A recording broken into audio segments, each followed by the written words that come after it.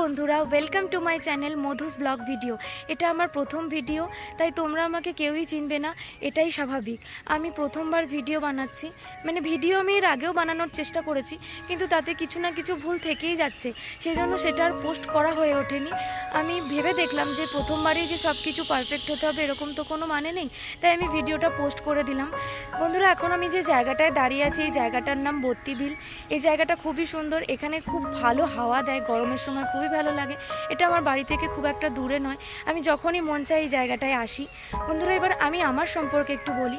আমার নাম মধুমিতা রায়, আমি নর্থ চব্বিশ পরগনা জেলার ইছাপুরে থাকি। ইউটিউব এমন একটা প্ল্যাটফর্ম, এখানে একে অপরের সাপোর্ট ছাড়া সামনের দিকে এগিয়ে যাওয়া সম্ভব নয়।